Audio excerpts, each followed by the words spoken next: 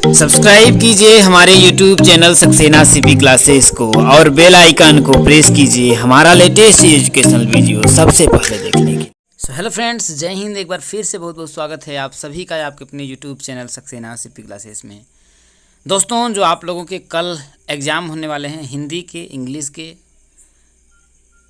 और जितने भी आपके 3 एग्ज़ाम होने वाले हैं, सबका एग्ज़ाम का दोस्तों मैं राथन क्लास में लेकर के आप लोगों के सामने आ गया हूँ। तो सबसे पहले हिंदी का आप लोगों को करवा देता हूँ, इसके बाद इंग्लिश करवाएंगे, इसके बाद आखिरी सब्जेक्ट आप लोगों का करवाएंगे मेरे दोस्तों, शैक्षिक प्रबंधन और प्रशासन का। ठीक है, अब आपका देखिए यहाँ पर आपका जो आ जाता है दोस्तों कि लघु तरी पहले क्वेश्चन हम कराएंगे, इसके बाद आपका अति लघु, इसके बाद बहुविकल्पी कराएंगे। एक भी क्वेश्चन बाहर नहीं आएगा, यकीन मानिएगा, क्योंकि मैथ का अपने लोगों ने देख ही लिया था कि पूरा क्वेश्चन 18 में क्वेश्चन में से लगभग 16 क्वेश्चन तो सेम आ गए थे। तो डिजिट चेंज होना देखिए वो नहीं होता है, कॉन्सेप्ट आपका सेम था मेरे दोस्तों। और साइंस का भी बहुत सारा क्वेश्चन आपका फंसा है, लगभग में 10 से 12 क्वेश्चन। तो चलिए हिंदी में भी कोशिश करते हैं और उम्मीद करते हैं माता रानी से कृपा प्रार्थना यही रहेगी कि यहाँ से भी लगभग क्वेश्चन आप लोगों के फंस जाएँ। चलिए शुरू करते हैं। जैसे आपके सामने देखिए पहला क्वेश्चन है, देखिए कि पद्य शिक्षण का सामान्य उद्देश्य क्या होता है। दोस्तों, पद्य शिक्षण का उद्देश्य जो एक प्रकार से देखा जाता है तो छात्रों में कविता के प्रति रुचि व प्रेम उत्पन्न करना, पहला बात। दूसरा, छात्रों में कविता पाठ सुनने योग्य बनाना। तीसरा, छात्रों की कविता पाठ सुनने, इसका अर्थ ग्रहण कर भावानुभूत करने योग्य बनाना।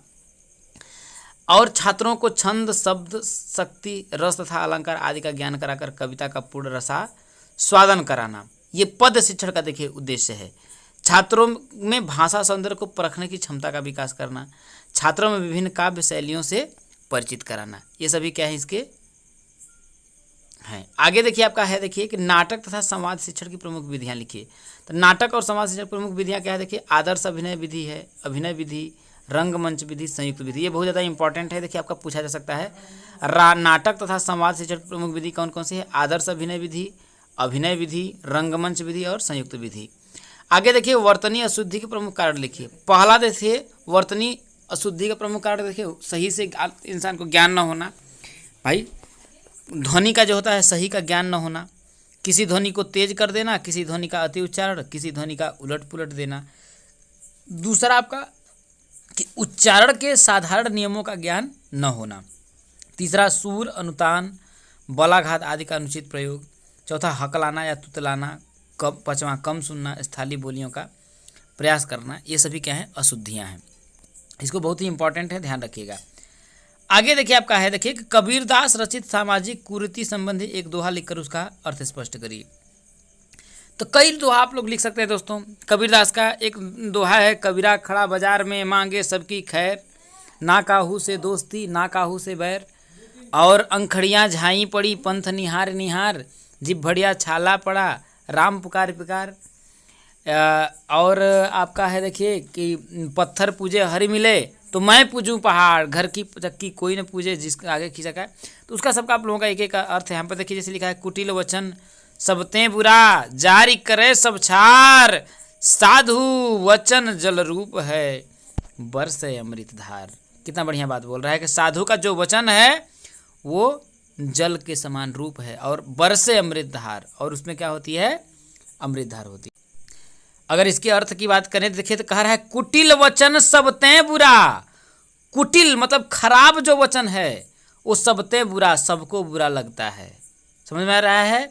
जारी करे सब छार, और क्या है? जारी करे सब छार का मतलब कि, और जारी करे सब छार मतलब जिससे कि लोगों का जो शरीर है वो बहुत ही कष्ट पहुंचाता है, या पूरा बदन क्या करता है? जलने लगता है। आगे कह रहा है साधु वचन जल रूप है बरसे अमृत धार, और साधु का वचन क्या होता है? देखिए जल के रूप के समान होता है, जहाँ बरसे अमृत धार, जहाँ बरसता है वहाँ अमृत ही अमृत हो जाता है। यहाँ पर देखिए आप लोगों का लिखा गया होगा, देखिए यहाँ पर लिखा है, देखिए कि संत शिरोमणि कबीरदास जी कहते हैं कि कटु वचन बहुत बुरे होते हैं और उनकी वजह से पूरा बदन जलने लगता है, जबकि मधुर वचन शीतल जल की तरह है और जब जब बोले जाते हैं तो ऐसा लगता है कि अमृत बरस रहा है। आगे कह रहा है दोस्तों, देखिए कि कारक किसे कहते हैं, उनके नाम तथा विभक्ति चिन्ह लिखिए। तो कारक क्या होता है दोस्तों? कि वाक्य में क्रिया सिद्धि करने वालों को अथवा क्रिया के साथ जिसका संबंध होता है उसे कारक कहते हैं। सीधा बात दोस्तों, क्रिया के साथ जिसका संबंध होता है उसे क्या कहते हैं दोस्तों, कारक होता है। अब देखिए वाक्य विन्यास में संज्ञा होता है, सर्वनाम आदि का क्रिया के साथ संबंध रहता है यदि इन्हें कारक, इसीलिए इन्हें क्या कहते हैं दोस्तों, कारक कहते हैं। जैसे रामः गृहं गच्छति, राम घर जाता है, वाक्य में राम जो है और गृह का संबंध है, गच्छति क्रिया से है, इसलिए ये दोनों शब्द कारक हैं। जिन शब्दों का क्रिया के साथ साक्षात संबंध नहीं होता है उन्हें कारक नहीं मानते। जैसे लता राम से पुस्तक पठत, इस वाक्य में देखिए राम का क्रिया के साथ संबंध नहीं है, देखिए राम से पुस्तक पठत, तो ये आपका देखिए इसलिए अतः यह कारक नहीं है। कारक का मतलब होता है दोस्तों, ऐसे समझिए सिंपल बात में कि क्रिया के साथ यदि कारक का संबंध होगा, क्रिया के साथ यदि किसका, जैसे कि व्यक्ति का जो क्या होगा, संबंध होगा, जिसका जो संबंध है क्रिया के साथ अगर होगा तो वहाँ पर आपका कारक होगा। दोस्तों ये बात ध्यान रखिएगा। तो कारक जानते हैं आपका, प्रथमा कर्ता ने द्वितीय कर्म को तृतीय कर्ण के द्वारा चतुर्थी संप्रदान के लिए पंचमी आपादान से अलग होने के अर्थ में, षष्ठी संबंध का की सप्तमी अधिकरण में पेपर सप्तमी संबोधन हेहु अरे होता है। देखिए कारक की परिभाषा देखिए, क्रियान्वयी कार्यक्रम क्रिया के साथ जिन शब्दों का संबंध होता है उसे कारक कहते हैं। वही बात आपका यहीं पर भी लिखा है, ठीक है। ये देखिए आप लोगों का लिख लीजिए, प्रथमा कर्ता ने द्वितीय कर्म को तृतीय कर्ण के द्वारा ये संबंध जुड़ना है चतुर्थी संप्रदान के लिए पंचमी आपादान से अलग होने के साथ अलग, जैसे कि हिमालय से गंगा निकलती है तो ये दोनों ये क्या है, ये आपका आपादान कारक हो जाता है। देखिए संबंध काकी के नानी रे सप्तमी अधिकरण में पर होता है आपका, ठीक है मेरे दोस्तों। आगे आपका जाता है देखिए कि भाषा शिक्षण में अशुद्ध उच्चारण के क्या कारण है। तो देखिए भाषा शिक्षण में अशुद्ध उच्चारण का कारण यही हो सकता है देखिए कि उस जो ध्वनिया का सही से ज्ञान न होना, ठीक है, कौन सा वर्ड का जो उच्चारण कहाँ से होगा इस चीज़ का ज्ञान न होना, यही सब है दोस्तों। यहाँ देखिए कह रहा है देखिए कि यदि शिक्षक का उच्चारण अशुद्ध होगा तो बालकों का उच्चारण भी अशुद्ध होगा, क्योंकि बालक उनका अनुकरण करते हैं और वे भी अशुद्ध उच्चारण करना सीखते हैं। जैसे यहाँ आपका देखिए लिखा है देखिए कि क्षेत्रीय भाषाओं जैसे पंजाबी बंगाली आदि के शब्दों के उच्चारण के प्रभाव के कारण हिंदी भाषा के उच्चारण का दोष आता है। पंजाबी भाषा में दृश्य करके लिखा जाता है और बंगाली भाषा में ओकारांत करके बोला जाता है। तो यही सब चीज़ें देखिए। संबंध कारक किसे कहते हैं दोस्तों, तो संबंध कारक कहाँ होता है, मतलब कि जहाँ पर दो व्यक्तियों का क्या हो, संबंध स्थापित हो। जैसे देखिए आपका यहाँ देखिए जहाँ दो व्यक्तियों या वस्तुओं के बीच संबंध दर्शाया जाता है वहाँ संबंध कारक होता है। जैसे राम की पत्नी सीता, यहाँ देखिए राम की पत्नी सीता, उपर्युक्त वाक्य में देखिए राम की पत्नी सीता से राम का संबंध है, इसलिए यह वाक्य है संबंध कारक है दोस्तों, ठीक है। आगे आपका जाता है देखिए भाषा शिक्षण के कौन कौन से कौशल हैं, किन्हीं दो कौशलों के उद्देश्य को लिखिए। तो भाषा शिक्षण का जो कौशल होता है देखिए सुनना होता है, बोलना होता है, पढ़ना होता है और लिखना होता है।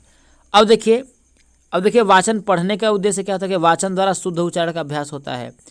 अर्थ ग्रहण की क्षमता उत्पन्न करना होता है। देखिए ऐसी क्षमता उत्पन्न करना कि बालक पाठ पढ़कर भाव समझ सके, आत्मसात किए गए विषय को बालक दूसरों को भी समझा सके, ऐसी योग्यता उत्पन्न करना। तो देखिए जैसे हम लोग कहते हैं, जैसे कि हम लोग भी पढ़ते थे, तो क्या होता है देखिए अगर किसी चीज़ को अगर आपको कुछ अर्थ नहीं पता है, हिंदी का हो चाहे संस्कृत का हो, उसे आप याद कर लीजिए, रोज बोलिए, आप पर डे बोलिए तो ऑटोमेटिक क्या होता है मेरे दोस्तों, उसका एक अर्थ ऑटोमेटिक निकलने लगता है। तो उसी तरीके से यही बात बोल रहा है देखिए कि वाचन द्वारा शुद्ध उच्चारण का अभ्यास करना, इन्हीं सब चीज़ों के बारे में बताया, अपनी भाषा में आप लिख सकते हैं। देखिए लिखने का उद्देश्य क्या होता है, देखिए लिखने का उद्देश्य क्या होता है, भाव और विचारों को अभिव्यक्त करने की योग्यता प्राप्त करना। लिखते लिखते भाव और विचारों को लिखने की क्या होती है, योग्यता हो जाती है। शुद्ध वर्तनी में लिखने की योग्यता प्राप्त करना, विराम चिन्हों का उचित प्रयोग करने की क्षमता का विकास, इसका देखिए व्याकरण संबंधी शुद्ध भाषा का प्रयोग करने की क्षमता का विकास, ये आप लोगों का हो जाएगा। आगे देखिए कह रहा है देखिए भाषा शिक्षण में वाचन के महत्व को स्पष्ट करिए, कि भाषा जो शिक्षण होता है उसमें वाचन का आप लोगों का क्या महत्व होता है उसके बारे में आपसे कह रहा है। तो आप जानते हैं कि वाचन जो होता है वो आपका एक कला है दोस्तों, क्या है, कला है। अब बोल सकते हैं कि वाचन अगर व्यक्ति नहीं करेगा, देखिए संस्कार मतलब जो बोलते हैं आपका संस्कार की बहुत सी, जैसे कि बोल सकते हैं कि बहुत जगह जो होता है आपका देखिए सांस्कृतिक महानता में अपने अस्तित्व का आनंद नहीं ले सकता है। वही बात बोल रहे देखिए कि वाचन एक कला है और वाचन कला में निपुणता प्राप्त करने के लिए अभ्यास की नितांत आवश्यकता है। वाचन की योग्यता न रखने में व्यक्ति संसार की सांस्कृतिक महानता में अपने अस्तित्व का आनंद नहीं ले सकता। जीवन चरित्र, इतिहास, काव्य, कहानियाँ, लेख, उपन्यास मनुष्य के लिए जिस उद्देश्य से लिखे जाते हैं उनका पूर्णतः आनंद और लाभ स्वयं पढ़कर ही उठाया जा सकता है मेरे दोस्तों। आगे देखिए आपका पूछा देखिए उच्च प्राथमिक स्तर के बालकों को शैक्षिक भ्रमण हेतु जाने वाले स्थलों पर प्रकाश डालिए। जैसे आपका ताजमहल हो जाएगा। ताजमहल देखिए शैक्षिक भ्रमण पर के लिए जैसे ताजमहल ले जाइए तो ताजमहल के बारे में बताइए। ताजमहल एक ऐसी की इमारत है, इसके लिए उच्च प्राथमिक स्तर के बालकों को ताजमहल के विषय में जानकारी देना उनकी शिक्षा के लिए कि भाई ताजमहल को किसने बनवाया था, शाहजहाँ ने बनवाया था और किसकी याद में, मुमताज़ जो बेगम है उनकी याद में बताया था। तो इससे उनको क्या होगा, इतिहास की भी क्या हो दोस्तों जानकारी क्या होगी, प्राप्त होगी। तो यही सब है, अपने भाषा में आप लोग लिख सकते हैं। देखिए ये देख सकते हैं, यही लिखा ना, ताजमहल पर बच्चों को शैक्षिक भ्रमण के लिए ले जाकर उनको शाहजहाँ और मुमताज़ के विषय में इतिहास से संबंधित जानकारी देनी जानी चाहिए। शाहजहाँ ने अपनी बेगम मुमताज़ की याद में ताजमहल बनवाया, इससे विद्यार्थियों को शिक्षाप्रद जानकारी मिलेगी। ताजमहल सफ़ेद संगमरमर की बनी एक ऐसी इमारत है, ये जानकारी बालकों की शिक्षा में कई स्थानों पर उनकी जानकारी में आना लाभप्रद होगा। वही है देखिए आपका, यही चीज़ है। देखिए सिकंदर के बारे में देखिए, तो वही चीज़ आप लोगों को बता सकते हैं। देखिए कि सिकंदरा लाल पत्थर की बनवाई हुई मुगल शासक अकबर का मकबरा है। देखिए सिकंदरा आगरा में स्थित एक ऐतिहासिक इमारत है। बालकों को सिकंदरा के विषय में जानकारी आगे शिक्षा के प्रति लाभप्रद होगी। सिकंदरा मुगल शासक अकबर की बनवाई हुई ऐतिहासिक इमारत है। इसी सब के बारे में हो सकता है। आगे देखिए कि प्राथमिक स्तर पर मातृभाषा शिक्षण के उद्देश्य लिखिए। कह रहा है कि प्राथमिक स्तर पर जो मातृभाषा शिक्षण होता है उसका क्या उद्देश्य होता है। देखिए तो प्राथमिक स्तर पर मातृभाषा शिक्षण का क्या उद्देश्य होता है दोस्तों, छात्रों को इस योग्य बनाना कि वे निर्धारित पाठ्यक्रम की शब्द कला व समकक्ष स्तर की शब्द कला को समझ सकें। छात्रों में ऐसी क्षमता उत्पन्न करना कि वे अपने उच्चारण को शुद्ध बना सकें तथा पाठ्यक्रम स्तर की भाषा को बोल सकें। छात्रों के शब्द भंडार में वृद्धि कर ऐसी क्षमता का उत्पन्न करना कि वे छोटे छोटे वाक्य बना ले। देखिए कह रहा प्राथमिक स्तर मातृभाषा शिक्षण का उद्देश्य इसलिए होता है। देखिए अगर नॉर्मल बात में अगर बोलें कि जो व्यक्ति होता है या जैसे कोई भी विद्यार्थी होता है, वो अगर उसको कोई भी चीज़ जो होता है मातृभाषा में अगर समझाई जाए तो वह उसे बहुत ही अच्छे तरीके से समझ सकता है मेरे दोस्तों।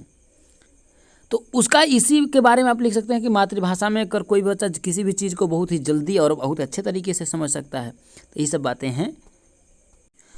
आगे आपका क्वेश्चन है मेरे दोस्तों, देखिए आपका बन जाता है। देखिए कि भाषा शिक्षण में कविता पढ़ाते समय किन तथ्यों पर ध्यान देना चाहिए। तो कौन से, देखिए पहले स्वयं उचित भाव भंगिमा के साथ भाषानुकूल सस्वर वाचन करें। बच्चों द्वारा सस्वर वाचन करवाना चाहिए। और क्या कहते हैं दोस्तों, मतलब कि शुद्ध बोलने का चीज़ें हों कि जो भी बोलें आपका शुद्ध बोलें। वातावरण सृजन, छात्रों का ध्यान आकर्षण हेतु समान भाव की कविता का वाचन, बच्चों से कविता सुनना। इसके समान भाव की कविता छात्रों द्वारा बोलवाना। कविता की एक पंक्ति देकर उसे पूरी कराएं, जैसे उड़ती जाए पीली पतंग, कुछ शब्द देकर कविता बनाने को कहें। तो यही सब चीज़ें हैं दोस्तों। बच्चों द्वारा सस्वर वाचन करवाएं। पहले स्वयं उचित भाव भंगिमा के साथ भावानुकूल सस्वर वाचन करें। तो यही सब क्या है इसके अंतर्गत आ जाएंगे। आगे आ जाता है दोस्तों आपका, देखिए कि संस्कृत ध्वनियाँ कितने प्रकार की होती है। तो संस्कृत ध्वनियाँ क्या होता है, देखिए दो भागों में बांटा गया, एक स्वर और एक व्यंजन। वही देखिए संस्कृत में स्वर था, व्यंजनों की कुल संख्या जो है आपका 46 है। लेकिन ध्यान रखिएगा हिंदी में अगर आएगा तो कुल कितना है आपका, देखिए 52। कितना आ जाएगा मेरे दोस्तों, 52 आ जाएगी। इन दोनों को ध्यान रखिएगा। जैसे कि देखिए आपका वर्ड, मतलब कि देखिए स्वर क्या होता है, जो वर्ड किसी अन्य वर्ड की सहायता के बिना, या फिर बोल सकते हैं कि ऐसे वर्ड जो स्वतंत्र रूप से बोले जाते हैं उनको स्वर बोलते हैं। अब देखिए संस्कृत में जो स्वर होता है 3 प्रकार का होता है, ह्रस्वर, दीर्घ स्वर, प्लुत स्वर बोलते हैं उसको। क्या बोलते हैं दोस्तों, प्लुत स्वर होता है। ठीक है, तो ह्रस्वर क्या होता है, देखिए सबसे कम समय लगता है। दीर्घ स्वर जैसे अ, ई, उ, री आपका हो जाता है ह्रस्वर। दीर्घ स्वर क्या हो जाता है, देखिए आपका, देखिए उसमें संस्कृत में री भी आ जाता है। देखिए री, अ, ई, उ, री और ली भी आ जाता है। और दीर्घ स्वर क्या होता है, बड़ा, जैसे आ, बड़ी ई, बड़ा उ, ए, ऐ, ये सब आपका इसमें आ जाता है दोस्तों। ठीक है मेरे दोस्तों, तो यही आप लोगों का आ जाता है। आगे जो आपका क्वेश्चन बन जाता है दोस्तों कि कक्षा शिक्षण में मौन वाचन के क्या लाभ हैं। देखिए मौन वाचन का लाभ क्या था दोस्तों, कि देखिए कक्षा में विद्यार्थियों को लिपि का स्पष्ट ज्ञान कराना, उनके समस्त सूक्ति भंडार में वृद्धि करना और मौन वाचन से क्या होता है, देखो एक दूसरा मतलब व्यक्ति क्या होता है, डिस्टर्ब नहीं होता है, समझ रहे हैं। और मौन वाचन कहीं पर भी आप कर सकते हैं, इसके बहुत सारा लाभ हो जाता है दोस्तों। देखिए लेकिन यहाँ कक्षा शिक्षण में पूछ रहा है, देखिए तो विद्यार्थियों के वाक्य रचना का ज्ञान कराना और विभिन्न लेखन शैलियों से परिचित कराना, ये सभी। और देखिए मौन वाचन मतलब विद्यार्थियों के मानव जीवन के विभिन्न पहलुओं का सामान्य ज्ञान आप करा सकते हैं। विद्यार्थियों का अर्थ ग्रहण करते समय तीव्र गति से मौन पठन करने का अभ्यास कराना और विद्यार्थियों में लिखित सामग्री का अर्थ एवं भाव समझने की योग्यता का विकास करना, यही सब है। मौन वाचन क्या होता है दोस्तों, किसे कहते हैं, देखिए आगे आप लोग क्वेश्चन बन जाता है आपका। देखिए मौन वाचन किसे कहते हैं या मौखिक पठन के क्या उद्देश्य हैं बताइए।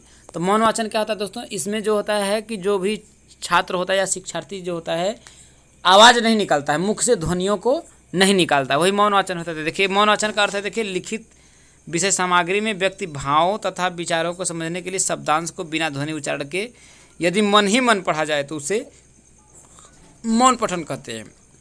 शब्दकोश के अनुसार मौन पठन बिना श्रवणीय शब्दोच्चारण के किया गया है। देखिए मौन वाचन का जो उद्देश्य होता है, देखिए पठन की गति में तीव्रता लाना, पठन किए गए अंश को समझने की क्षमता उत्पन्न करना, बोध की गति में वृद्धि करना, तथ्य को स्मरण करने की जो होती है आपकी क्षमता होती है उसका विकास करना। आगे देखिए शिक्षार्थियों के शब्द तथा सुक्ति भंडार की वृद्धि करना। अब आगे आता है देखिए अनुस्वार एवं विसर्ग की उदाहरण सहित व्याख्या करिए। तो अनुस्वार क्या होता है दोस्तों, ये एक बिंदी होता है, और विसर्ग क्या होता है, देखिए जैसे अह, ये आपका क्या है मेरे दोस्तों, ये विसर्ग है और ये आपका अनुस्वार है। देखिए अनुस्वार क्या होता है, देखिए यह स्वतंत्र वर्ण नहीं है, अनुस्वार जो होता है यह स्वतंत्र नहीं है, यह स्वर वर्ण के ऊपर जो बिंदु लगाया जाता है उसे अनुस्वार कहते हैं, जैसे रंग, भंग, हंस, कंत, वंश आदि। इसका प्रयोग देखिए पांचों वर्ण अक्षरों के पूर्व होता है। इसका उच्चारण देखिए उसी वर्ग के पंचम वर्ण के समान होता है, जैसे अंग, अंग में देखिए आपका अनुनासिक आ जाता है दोस्तों अनुस्वार। अब आगे देखिए विसर्ग क्या होता है, देखिए यह भी स्वतंत्र वर्ण न होकर वर्ण के चिन्ह होते हैं, यह स्वतंत्र वर्ण न होकर के देखिए वर्णों के चिन्ह होता है जो हमेशा स्वर वर्ण के पश्चात होते हैं, जो कि र या स का रूपांतरण मात्र है। जिस स्वर के पश्चात इसका प्रयोग है तो उसी के उच्चारण स्थान को इसको भी उच्चारित किया जाता है। जैसे विसर्ग लगा देने से शब्द को बल प्रदान होता है, जैसे बालकः, बालक, बालक देखिए नॉर्मल है लेकिन बालकः, राम देखिए नॉर्मल लेकिन रामः, तो इसमें क्या हो रहा है आपका, देखिए समझ रहे हैं मेरे दोस्तों, तो ये आपको विसर्ग हो जाता है।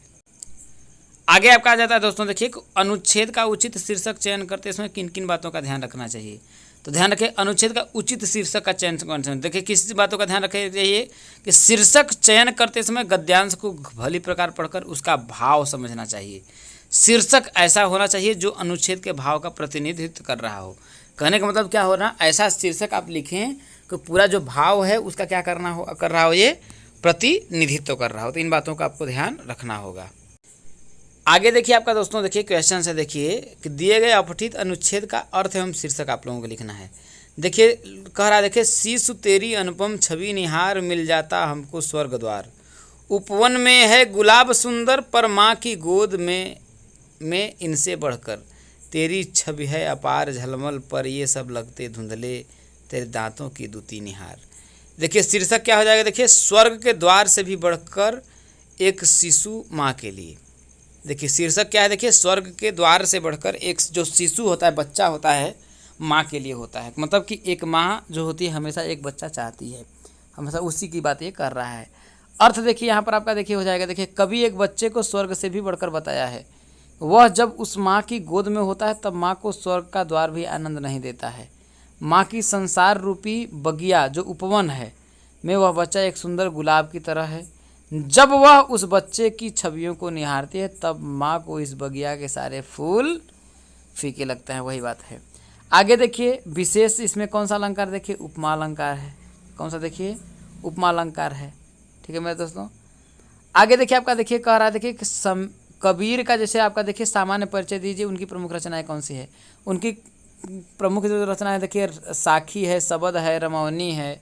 कौन सा, देखिए साखी, शबद, रामायणी है। अब देखिए कबीरदास का जो जन्म है दोस्तों, इनके जन्म के बारे में अगर देखा जाए तो बहुत ही मतलब बोल सकते हैं कि संदेह है। कोई कहता है कि इनका जन्म जैसे देखिए वाराणसी के लहरतारा नामक जो तालाब था उसके नीचे जो नीरू और नीमा नामक दो दंपति जुलाहों ने इनका मतलब कि इनको किया था, और इनका जन्म 1398 ईस्वी में हुआ था।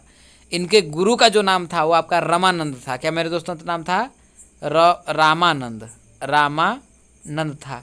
इनके 2 बच्चे थे, इनका नाम था कमाल और कमाली। क्या था मेरे दोस्तों? कमाल और कमाली।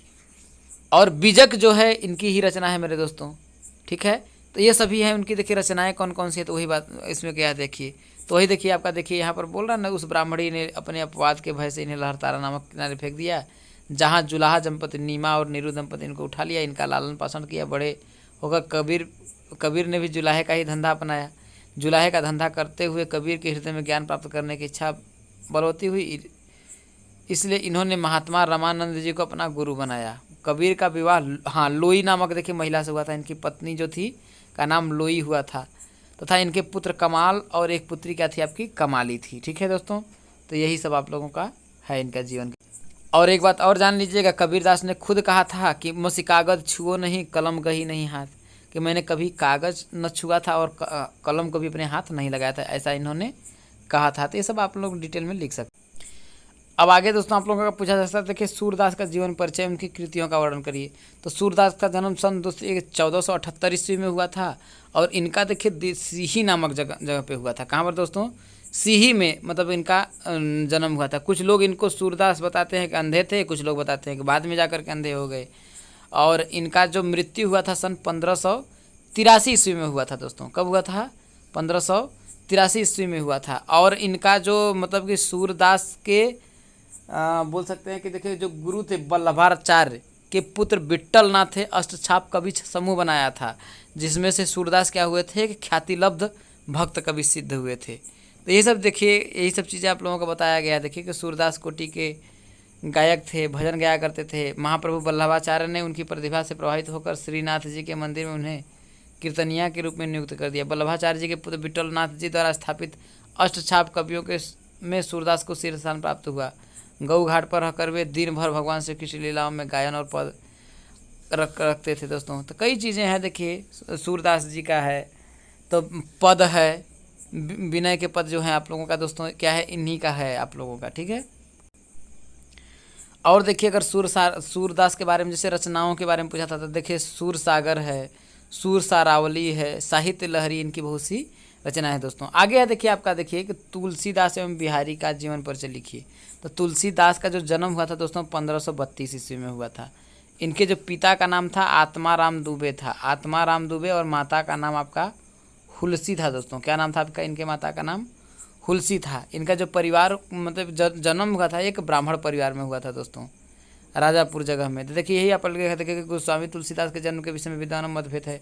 फिर भी ज्ञात तत्वों के आधार पर इनका जन्म 1532 ईस्वी में बांदा जिले के राजा नामक गांव में एक ब्राह्मण परिवार में हुआ था।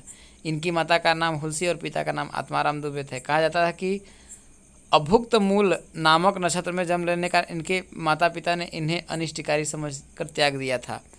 तुलसी दादा भटकते रहे, संयोगवश इनकी भेंट महान विचारक और भक्त स्वामी नरसिंह दास जी से हो गई। किससे? स्वामी नरसिंह दास जी से हो गई। इनके संपर्क में आने का तुलसी ने वेद, पुराण, उपनिषद आदि धार्मिक जो है ग्रंथों का विस्तार पूर्वक अध्ययन किया और राम भक्ति का प्रसाद प्राप्त किया। आपका विवाह जो होता है दीनबंधु पाठक की सुशील और रूपवती का नाम रत्नावली से हो गया। किसके हुआ था?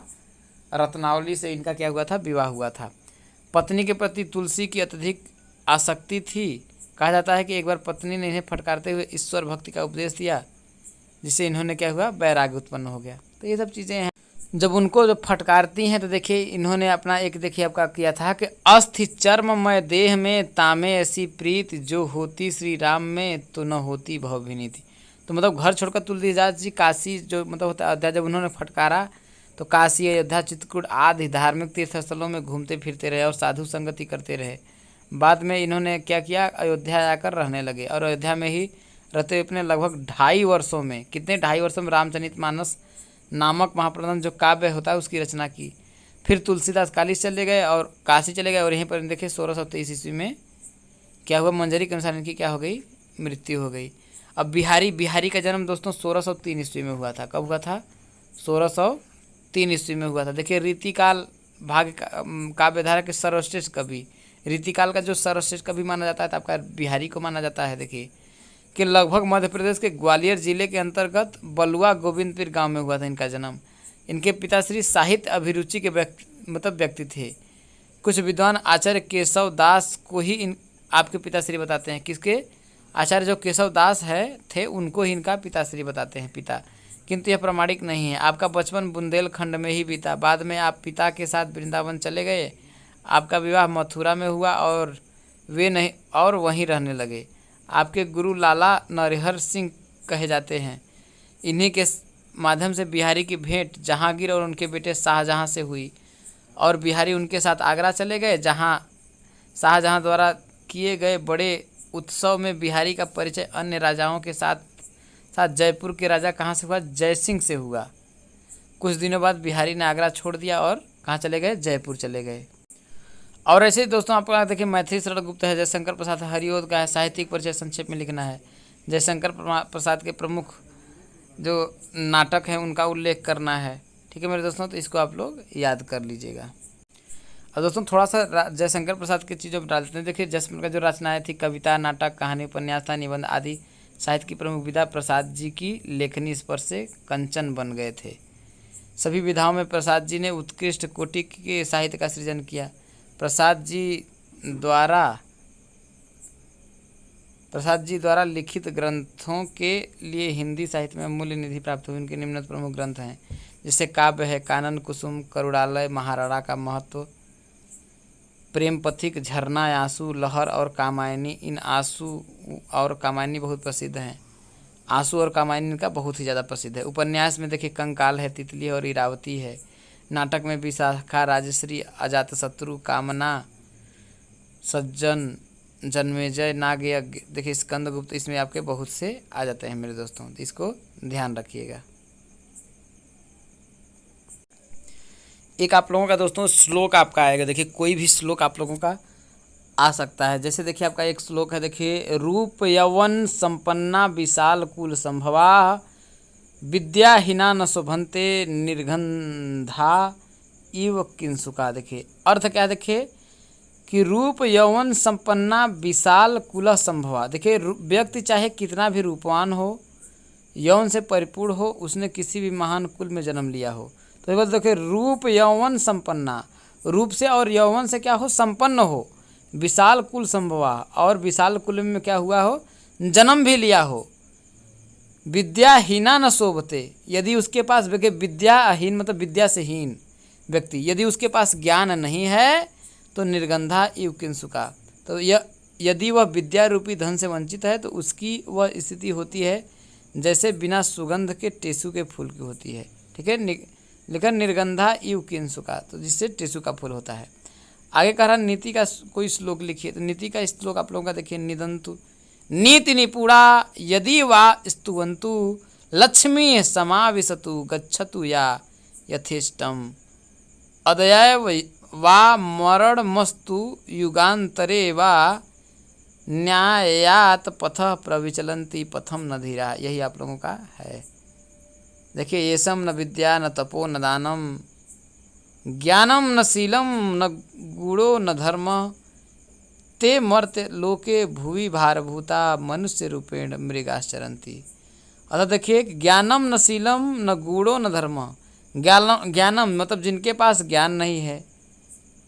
देखिए यहाँ पर है येषाम न विद्या, येषाम मतलब जिनके पास न विद्या है, न तपो न दानम, न तप है न दान है, मतलब कि न तप है और न ही दान है, न शील है, न ज्ञानम न शीलम न गूढ़ो न धर्म, न ज्ञान है न शील है न गूढ़ है न धर्म है। ते मर्त लोके भुवि भारभूता, वे मर्त लोके मतलब कि पृथ्वी पर भार स्वरूप होते हैं, इस नरक लोक में मतलब कि भार पर होते हैं। मनुष्य रूपेण मृगाश्चरन्ति, वे क्या होते हैं? देखिए मनुष्य के रूप में मनुष्य ही समझना चाहिए। क्या कहने चाहिए? मनुष्य ही समझना चाहिए। आगे आपका पूछ देगा, देखिए कि मतलब अपने जो होता है पाठ्य पुस्तक से 4 कोई श्लोक लिखिए जो आपका पाठ्य पुस्तक में ना आया तो कोई लिख दीजिएगा। यदा यदा ही धर्मस्य ग्लानिर्भवति भारत अभ्युत्थानम अधर्मस्य तदात्मनं सृजाम्यहम्, या वंदे तु तुषारहार धवला, या शुभ्रवस्त्रावृता, या वीणा वरदंडम डितकरा, या श्वेत पद्मासना, या शंकर प्रभृति विदेवे, या भी ये लिख सकते हैं, या फिर विघ्नहरण मंगल करण श्री गणपति महाराज प्रथम निमंत्रण या आपको पूर्ण करो मम काज, कुछ भी लिख दीजिए, संस्कृत ही तो लिखना है। और आप लोगों का दोस्तों इस तरीके से आ जाएगा, देखिए मच्छिका बहवो माँ तक्रम, इसमें देखिए हिंदी में लग, मच्छिका को जो मक्खी को बोलते हैं, बहवो मतलब बड़ी संख्या, माँ मतलब नहीं या मत, तक्रम मतलब छाछ होता है। तो इस चीज़ का आप लोग ध्यान रखिएगा, बहुत ज़्यादा इंपॉर्टेंट है, जरूर आएगा। आगे देखिए संस्कृत शब्दों का संधि विच्छेद करना था, जैसे मनोर्थ मनः प्लस रथ हो जाएगा, सज्जन का सत प्लस जन हो जाएगा, वसंतोत्सव हो जाएगा, वसंत प्लस उत्सव हो जाएगा, मध्वरी हो जाएगा, मधु प्लस अरी हो जाएगा। आगे है देखिए प्रधानाध्यापक इत्यादि शब्दों का संधि विच्छेद, प्रधानाध्यापक क्या हो जाएगा, प्रधान प्लस अध्यापक, और इत्यादि का इति प्लस आपका आदि हो जाएगा दोस्तों। आगे आपका देखिए कह रहा है, एक मिनट, कि अधोलिखित शब्दों का संधि विच्छेद लिखिए। देखिए नदीसह, तो नदी प्लस ईसह हो जाएगा, इत्यादि का हो जाएगा इति प्लस आदि, उज्ज्वल का हो जाएगा उत प्लस ज्वल, निश्चल का हो जाएगा निह प्लस चल। तो ये आप लोगों का हो जाएगा मेरे दोस्तों। चलिए आगे बढ़ते हैं। आगे जो आपका आ जाता है मेरे दोस्तों, देखिए वाक्य की परिभाषा लिखिए था, वाक्य के अंग बताइए। तो वाक्य क्या है दोस्तों, शब्द या पदों का ऐसा समूह जिसका जो होता है एक पूरा पूरा अपना एक अर्थ निकलता है, उसे वाक्य कहते हैं। वाक्य दोस्तों सामान्य रूप से वाक्य होता है दो भागों में बांटा जाता है, एक उद्देश्य होता है, दूसरा क्या होता है आपका विधेय होता है। देखिए उद्देश्य क्या होता है, देखिए जिसके विषय में वाक्य में कुछ बताया था या कहा जाता था वह उद्देश्य कहलाता है। जैसे राम की बहन सीता ने पत्र लिखा, तो यहाँ पर देखिए रीता ने, देखिए ऊपर बताया गया वाक्य में रीता के विषय में बताया गया है, इसलिए क्या है आपका देखिए उद्देश्य है। अब विधेय क्या होता है दोस्तों, विधेय में देखिए आपका क्या होता है, देखिए एक मिनट, हाँ विधेय में देखिए उद्देश्य के विषय में बताने वाले सभी पद विधेय कहलाते हैं, अर्थात उद्देश्य के विषय में जो कुछ बताया जाता है वह विधेय कहलाता है। जैसे जीवन के मित्र ने मुझे एक सुंदर पेन दिया, ऊपर के वाक्य में देखिए जीवन के मित्र ने उद्देश्य है तथा मुझे एक सुंदर पेन दिया, ये आपका क्या है विधेय है दोस्तों। तो ये चीज़ों का आप लोग ध्यान रखिएगा। आगे देखिए दोस्तों आपका है, देखिए रचना के आधार पर वाक्य के भेद। रचना के आधार पर वाक्य के 3 भेद होते हैं, कौन सा, देखिए सरल वाक्य, संयुक्त वाक्य और मिश्र वाक्य। और भाव के आधार पर वाक्य के कितने भेद होते हैं, देखिए 8 भेद होते हैं। कौन सा, अर्थ के आधार पर दोस्तों कितने भेद होते हैं, इसके अर्थ मतलब कि 8 होते हैं। देखिए एक होता है, देखिए विधानवाचक होता है, एक निषेधवाचक होता है, एक प्रश्नवाचक होता है, एक आज्ञा मतलब कि होता है, आज्ञार्थक होता है, एक बोलते हैं आपका देखिए मतलब संबंधवाचक होता है, एक आपका हो जाता है देखिए कईट होता है दोस्तों आप लोगों का। यहाँ पर देखिए आपका दिया विधानवाचक, निषेधवाचक, प्रश्नवाचक, संकेतवाचक, संदेहवाचक, इच्छावाचक, ठीक है। इसके बाद आपका देखिए आज्ञावाचक, विस्मयादिबोधक वाचक। तो सबने मैंने बताया था कि पहला जो आप लोगों का देखिए था विधानवाचक, जिसमें क्या होता है देखिए कार्य का होता है, जिसमें दोस्तों क्या होता है क्रिया के करने या होने का सामान्य ज्ञान हो, तो उसे होता है देखिए वह प्रतिदिन व्यायाम करता है। और निषेधवाचक में देखिए नकारात्मक ज्ञान हो जाए, वह प्रतिदिन व्यायाम नहीं करता है, जैसे वह प्रतिदिन व्यायाम नहीं करता है। प्रश्नवाचक में प्रश्न का भाव होता है। संकेतवाचक में क्या होता है देखिए कि इस वाक्य में जो होता है क्रिया होती है दूसरी क्रिया पर निर्भर होती है। जैसे देखिए सूर्यास्त होगा तो अंधकार होगा, देखिए ये पहली वाली क्रिया पर दूसरी क्रिया क्या है, डिपेंड है, इसलिए इसको संकेतवाचक बोलते हैं। और संदेहवाचक क्या होता है दोस्तों, जहाँ पर देखिए अनुमान लगाया जाए, यहाँ पर जैसे कि कोई भी, जैसे हम अनुमान लगा रहे हैं देखिए कि कल यही पेपर आएगा, एक अनुमान लगा रहे हैं ना जो हम पढ़ा रहे हैं कल वही आएगा, तो उसी तरीके से देखिए अब तक ट्रेन इलाहाबाद पहुंची होगी, तो यहाँ पर देखिए अनुमान लगाया जा रहा है, तो यहाँ पर संदेहवाचक शब्द है, ठीक है। तो आगे दोस्तों आपका देखिए कि सरल वाक्य से मिश्रित वाक्य बनाना। देखिए सरल वाक्य में क्या होता है, देखिए पढ़ाई के बिना व्यक्ति कुछ नहीं बन सकता, और मिश्रित वाक्य देखिए यदि व्यक्ति पढ़ाई न करे तो कुछ नहीं बन सकता। और सरल वाक्य देखिए सिद्धार्थ ने एक दुर्बल व्यक्ति देखा, अब देखिए इसका मिश्रित वाक्य देखिए सिद्धार्थ ने एक व्यक्ति देखा जो क्या था, दुर्बल था। तो इस तरीके से है आपका मिश्रित वाक्य और सरल वाक्य, ठीक है दोस्तों। आगे देखिए वही प्रश्न पूछा, देखिए कहानी शीर्षक की उपयोगिता पर प्रकाश डाली थी। मैंने आप लोगों को बताया बालक कहानी का अर्थ शीघ्रता से ग्रहण कर लेते हैं, और आप लोगों को बताया था देखिए कि कहानी मनोरंजन का सबसे बड़ा और सरल साधन है।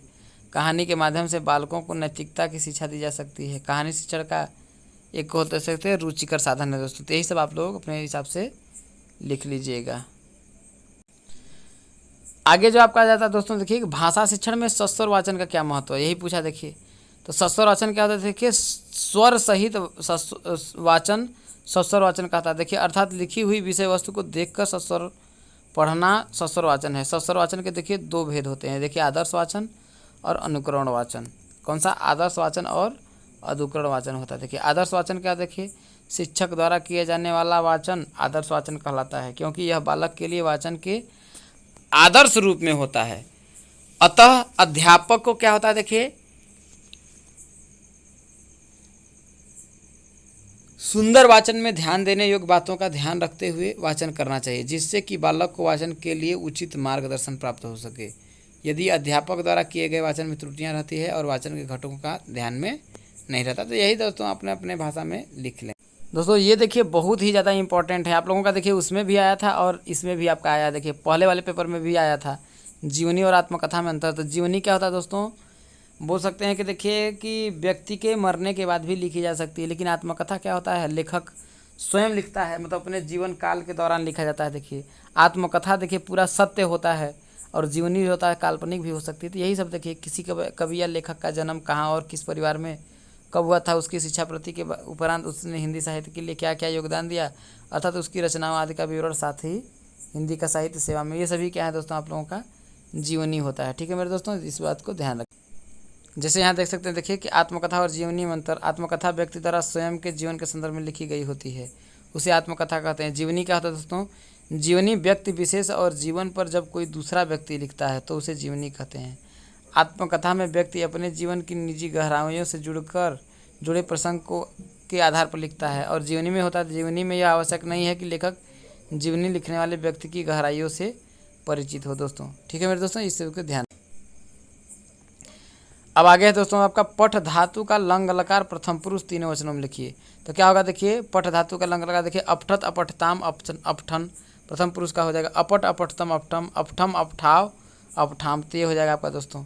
निम्नलिखित पंक्तियों का भाव स्पष्ट करिए। रहीमन पानी राखिए, बिन पानी सब सुन, पानी गए न उबरे, मोती मानुस भून। तो रविदास जी कहते हैं कि पानी हमको रखना चाहिए, क्योंकि पानी बिना आपका बहुत कुछ क्या हो जाता है, शून्य हो जाता है। जैसे कि पानी अगर चला गया,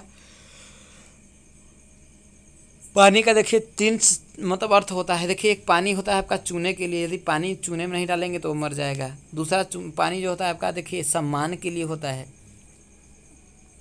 तो एक पानी आपका पीने वाला है, तो वही चीज़ है, पानी गए न उबरे, मोती मानुष चून। तो यही सब चीज़ें आप लोगों का है मेरे दोस्तों। चलिए हम लोग आगे बढ़ते हैं। देखिए आगे देखिए ब्लैक फंगस सतर्क रहते हुए पत्र लिखना है। तो आप लोग अपना हिसाब से आप लोग कोरोना वायरस सतर्क रहते हुए मित्र को एक पत्र लिखिए। तो इसको ध्यान रखिएगा, इस पर आपका हो सकता है कि आ सकता है आप लोगों का कोरोना पर। ठीक है मेरे दोस्तों, तो इसको आप लोग बहुत ही अच्छे से क्लियर कर लीजिए।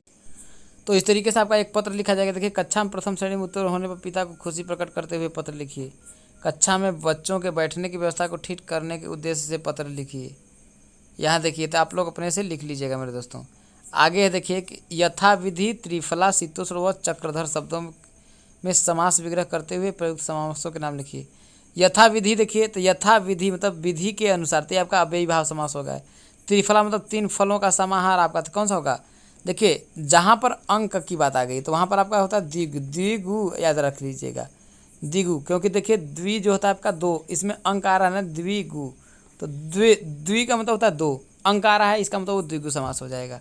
ठीक है, जिसका अन्य पद जो प्रधान होता है उसे बहुव्रीहि समास कहते हैं। आगे देखिए शीतोष्ण क्या होता है, देखिए जो शीत है जो उष्ण है, तो ये क्या हो जाएगा आपका कर्मधारय है, कर्म प्रधान है दोस्तों आपका।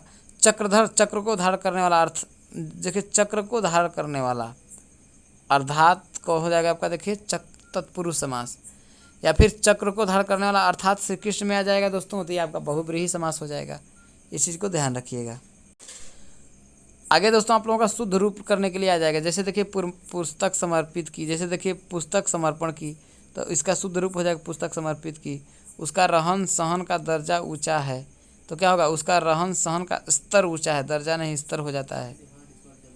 आगे देखिए सभा में विरोध प्रकट किया गया। देखिए यहाँ पर सभा में विरोध हुआ, सीधा बात आप लिख सकते हैं। देखिए मेरे को बाजार जाना है, मुझे बाजार जाना है। देखिए उपसर्ग किसे कहते हैं, उपसर्ग का अर्थ बताते हुए उसके प्रकार बताइए। उपसर्ग क्या होता है दोस्तों, शब्दांश अथवा कोई अक्षर किसी शब्द के आरंभ में जुड़कर, क्या दोस्तों, उपसर्ग जो होता है आरंभ में जुड़कर क्या होता है, उसके अर्थ को बदल देता है। और प्रत्यय क्या होता है, देखिए पीछे जुड़ करके उसके अर्थ को बदल देता है। जैसे देखिए अ प्लस मर में जुड़ जाएगा, देखिए तो अमर हो जाएगा। उपसर्ग के बाद देखिए अति प्लस क्रमण तो अतिक्रमण हो जाएगा। ना प्लस खून में नाखून हो जाएगा। पु प्लस तली में पुतली हो जाएगा।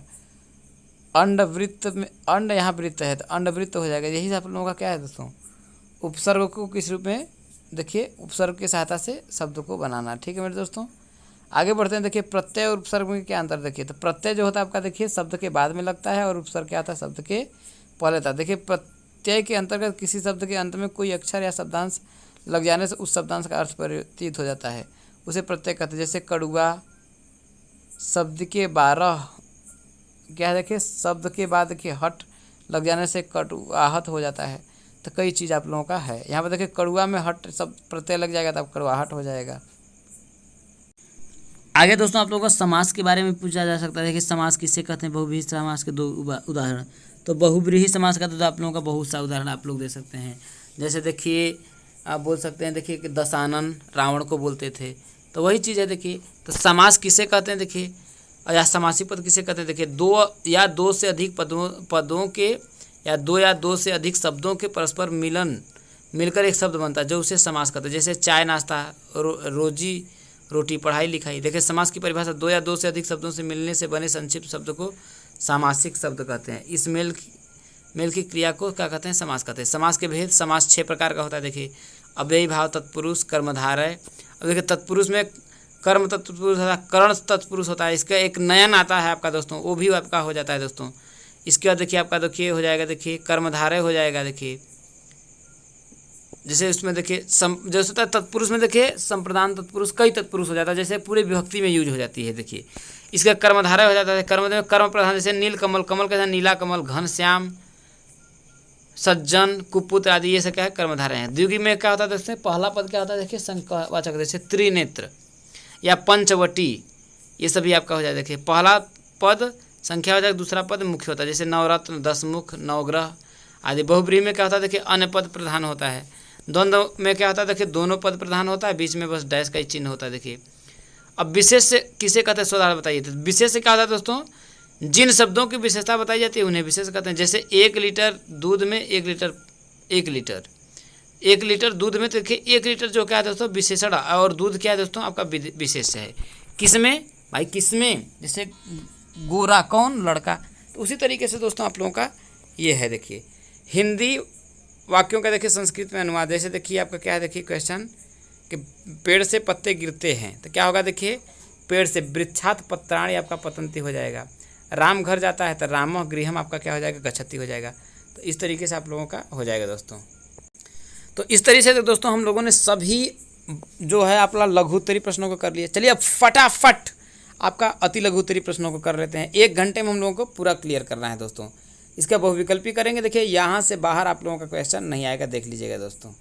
चलिए अति लघु करते हैं। ये दोस्तों आपका अति लघु उत्तरी प्रश्न में देखिए पहला क्वेश्चन बहुत ही इंपॉर्टेंट है। हिमालय से गंगा निकलती है, यह वाक्य किस कारक का है। तो प्रथमा कर्ता ने द्वितीय कर्म को तृतीय कर्ण के द्वारा चतुर्थी संप्रदान के लिए, पंचमी आपादान से अलग होने के अर्थ में। तो यहाँ पर देखिए हिमालय से गंगा क्या हो रही है, अलग हो रही है, तो आपादान कारक हो जाएगा। कौन सा दोस्तों, आपादान कारक हो जाएगा। ठीक है, देखिए पूरे शब्द के, यह पुष्प शब्द के 4 पर्यायवाची शब्द। देखिए पुष्प क्या होता है, फूल होता है, कुसुम होता है, प्रसून होता है, सुमन होता है। तो कई चीज़ लिख सकते हैं। देखिए संधि, सुगम, सूक्ष्म एवं स्वतंत्र शब्दों के विलय। संधि का क्या हो जाएगा, देखिए विच्छेद हो जाएगा। सुगम का क्या होगा, दुर्गम हो जाएगा। सूक्ष्म का क्या हो जाएगा, स्थूल हो जाएगा। स्वतंत्र का क्या हो जाएगा, देखिए परतंत्र हो जाएगा। तो ये आप लोगों का हो जाएगा। आगे देखिए नयन एवं नायक शब्दों का संधि विच्छेद। नयन देखिए अय आय औ अयादि संधि आपका हो जाएगा। देखिए नयन, तो नयन देखिए ए ऐ ओ औ के बाद असमान स्वर आए तो अय आय औ आर। तो न य न अय, तो ने प्लस अन हो जाएगा, ने प्लस अयन हो जाएगा आपका। देखिए नायक का देखिए अय आय आय ए अय, तो नय हो जाएगा, नय प्लस अक, नायक हो जाएगा। देखिए सम उपसर्ग लगाकर 4 शब्द बनाइए। तो देखिए सम से क्या हो जाएगा, देखिए सम्यक हो जाएगा। देखिए संकल्प हो जाएगा। देखिए संताप हो जाएगा, संपत्ति हो जाएगा। ठीक है, समकक्ष हो जाएगा। इस तरीके से आप लोगों का हो जाएगा दोस्तों। ठीक है, चलिए आगे बढ़ते हैं। आगे देखिए आपका पूछा था दोस्तों, आपका देखिए शब्द किसे कहते हैं। देखिए तो हमने आपको बताया था कि वर्णों का एक ऐसा समूह जिसका क्या होता है, एक आपस में अर्थ होता है, उसे शब्द कहते हैं दोस्तों। यही है। देखिए आगे देखिए, फटी न जाके पाँव बिवाई सो का जाए ने पीर पर आई। ये जो कहावत का जो है आपको अर्थ बताना है। तो कहने का मतलब जिसके ऊपर दुख नहीं पड़ा हो दोस्तों, वो दूसरे के दुख को कह जाने का, यही बात है आपका। देखिए जिसके पैरों में विवाही दरार हो जाती है और इस कारण जो पीड़ा होती है, उस पीड़ा को कोई अन्य नहीं समझ पाता। उसी प्रकार दुखी या पीड़ित व्यक्ति का दर्द कोई अन्य नहीं समझ सकता। आगे है अनुप्रास अलंकार का एक उदाहरण दीजिए। अनुप्रास अलंकार क्या होता है दोस्तों, जहाँ पर एक ही वर्णों की आवृत्ति दो या दो से अधिक बार आए वहाँ अनुप्रास अलंकार होता है। जैसे चारु चंद्र की चंचल किरणें खेल रही हैं जनथल में, तो यहाँ चौवर्ण की आवृत्ति एक से अधिक बार हुई है, इसलिए यहाँ क्या होगा, आपका अनुप्रास अलंकार हो जाएगा। आगे देखिए, आकर्षण, कृतज्ञ, जागृत व मुक्ति शब्दों के विलंग। आकर्षण का प्रतिकर्षण होगा, कृतज्ञ क्या हो जाएगा, अकृतज्ञ हो जाएगा, या कृतघ्न भी बोल सकते हैं। देखिए जागृत का क्या हो जाएगा, सुसुप्त। मुक्ति का क्या हो जाएगा आपका, देखिए बंधन। ठीक है मेरे दोस्तों, तो ये आप लोगों का हो जाएगा। आगे देखिए, जो अपने से उत्पन्न हो, वाक्यांश के लिए एक शब्द लिखिए। तो स्वभू, जो खुद से उत्पन्न होता है उसे क्या बोलते हैं, स्वभू कहते हैं। छ संयुक्त वर्ग किंत क से संवर्ण छ का होता है। देखिए पारलौकिक शब्द का वर्ण विच्छेद। देखिए प प्लस आ प्लस र प्लस अ प्लस ल प्लस औ प्लस क प्लस ई प्लस क प्लस अ, तो तोड़ करके वर्ण विच्छेद आपको करना था। वर्ण विच्छेद आप लोगों का दोस्तों ऐसे किया जाता है। ठीक है, ध्यान रखिएगा। प्रकृति के सुकुमार कवि किसे कहा जाता है, सुमित्रानंद पंत को। क्यों कहा जाता है दोस्तों, क्योंकि इन्होंने प्रकृति पर ही बहुत ज़्यादा कविताएं लिखी हैं। निम्नलिखित शब्दों के एक एक पर्यायवाची। देखिए खग का क्या हो जाएगा, पक्षी हो जाएगा। धरती क्या हो जाएगा आपका, वसुधा हो जाएगा। वसुधा, धरती, धरणी, कई हो जाएगा दोस्तों।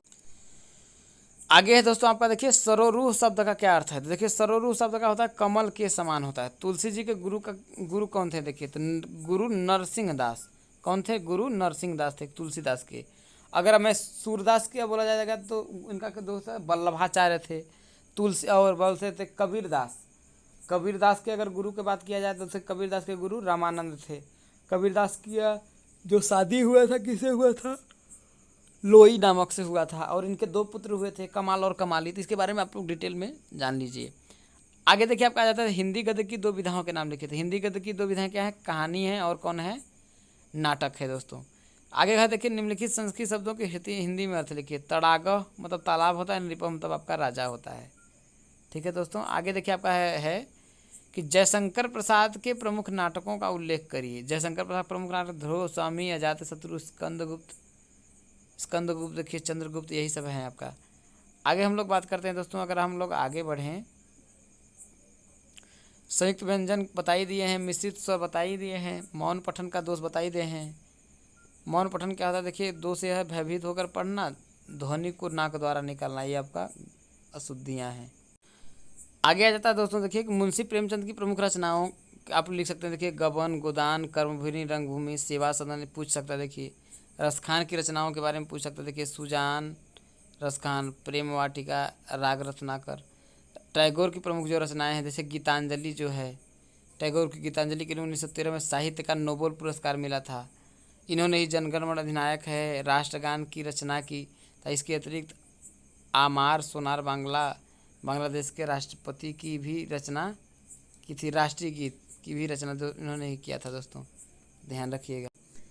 आगे आपका जाता है दोस्तों, तो आपका देखिए श्लेष अलंकार की परिभाषा। जब कोई शब्द एक बार प्रयुक्त हो और उसके अर्थ अलग अलग हो, वहाँ आपका श्लेष अलंकार हो जाता है। देखिए जैसे रहीमन पानी राखिए, बिन पानी सब सून, पानी गए न बने मोती मानुष चून। यहाँ देखिए प्र उपसर्ग से बनने वाले दो शब्द बताइए। जैसे प्रकोप हो जाएगा, प्रकार हो जाएगा, ठीक है, यही सब हो जाएगा। देखिए प्रकृति का सुकुमार कवि किसे कहता है, सुमित्रानंद पंत को, आपको जानते ही हैं।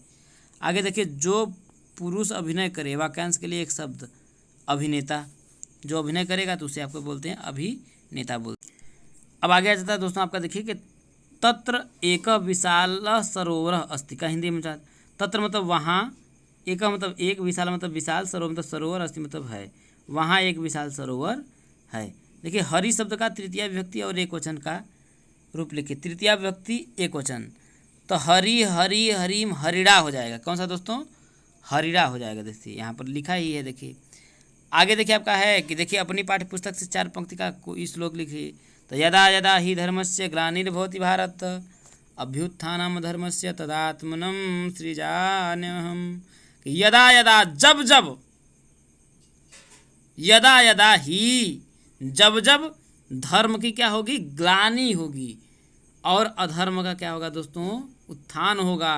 तो अभ्युत्थानम धर्मस्य, तो अभ्युत्थान मतलब उत्थान करने के लिए, धर्म का उत्थान करने के लिए, तदात्मनं सृजाम्यहम्, मैं बार बार क्या करूँगा, जन्म लूँगा, भगवान ने कहा था।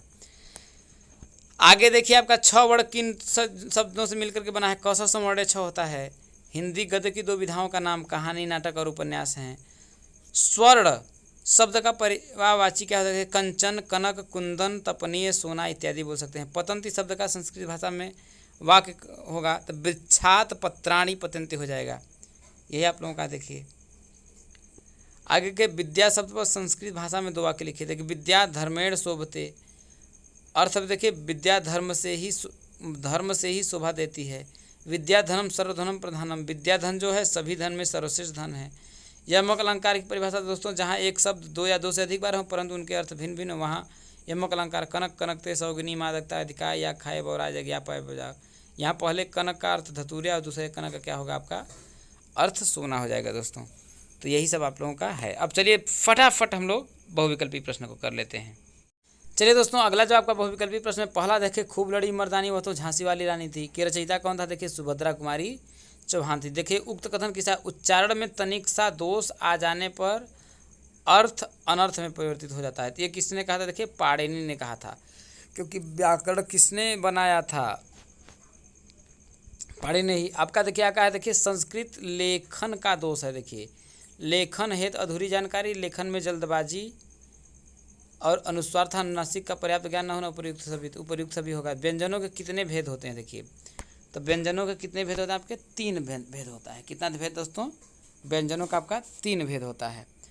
अंतस्थ व्यंजन है, देखिए तो अंतस्थ व्यंजन क्या होता है, देखिए य होता है, र होता है, आपका ल होता है, आपका व होता है। इसमें से देखिए अंतस्थ व्यंजन आपका देखिए र हो जाएगा।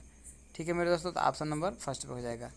अब देखिए ह्रस्व स्वरों की संख्या होती है, तो ह्रस्व स्वर कौन सा होता है, देखिए अ होता है, अ ई उ री होता है। तो कितना होता है दोस्तों आपका, देखिए 5, 1 2 3 4। अब देखिए यहाँ पर 4 तो है नहीं, तो क्या करेंगे, देखिए आपका एक री भी तो आ जाता है संस्कृत में, तो आपका 5 हो जाएगा। तो ऑप्शन नंबर 100 पे चला जाएगा। ठीक है मेरे दोस्तों।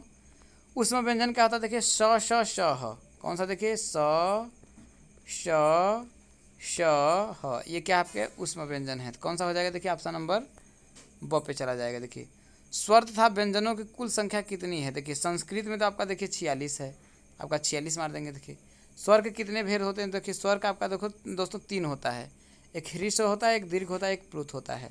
दीर्घ स्वरों की संख्या कितनी होती है, तो उसमें से आप 4 निकाल दीजिए, तो आपका देखिए कितना हो जाएगा, 7 4 11 8। ऑप्शन कौन सा हो जाएगा दोस्तों, 8 होती है। तो दीर्घ स्वरों की संख्या कितनी होती है, आपकी 8 होती है, ध्यान रखिएगा।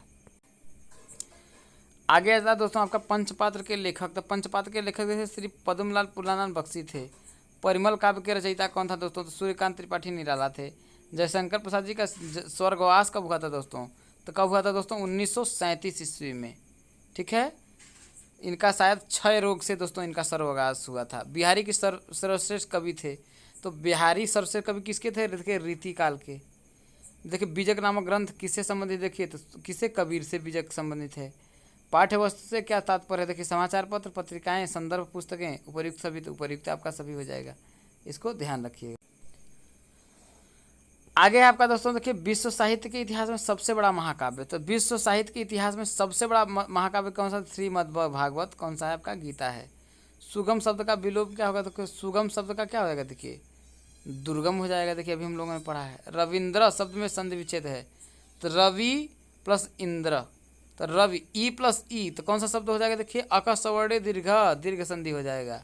जयशंकर प्रसाद की रचना है कामायनी, साकेत, प्रियप्रकाश, पल्लव। तो कामायनी किसका है, देखिए जयशंकर प्रसाद की रचना है। आगे क्वेश्चन आपका जाता है दोस्तों, देखिए कि दुर्बल को न सताइए जाकी मोटी हाय। उपयुक्त पंक्ति के जो रचनाकार हैं, तो कौन था दोस्तों, आपका कबीर दास।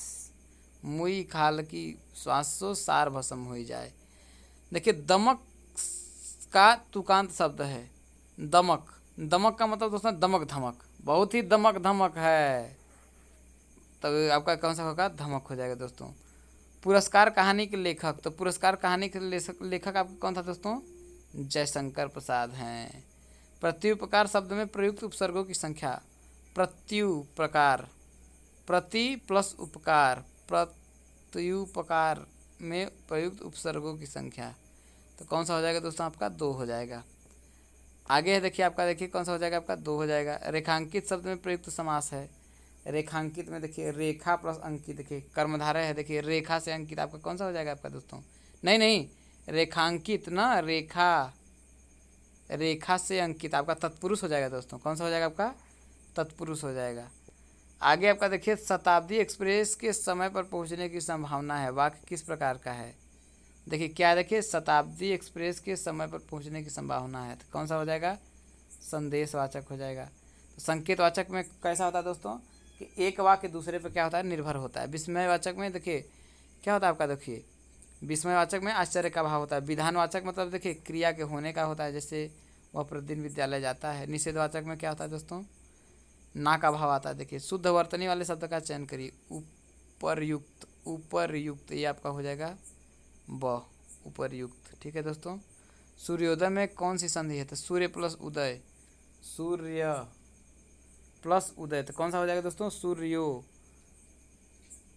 सूर्य प्लस उदय, तो आपका आ के बाद ई आए तो आगे तो कौन सा हो जाएगा, देखिए गुड़ संधि, कौन सा हो जाएगा दोस्तों आपका, अकस नहीं अयाद गुड़, हाँ ठीक है।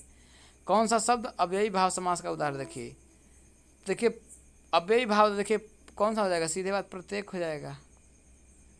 शुद्ध अशुद्ध शब्द की पहचान कीजिए, देखिए कह रहा है, देखिए प्रभु, प्रणाम, प्रकांड, प्रतिष्ठा, अही मेरे अनुसार आपका होना चाहिए, यही अशुद्ध लग रहा है प्रभु का, ठीक है मेरे दोस्तों। चलिए आगे बढ़ते हैं।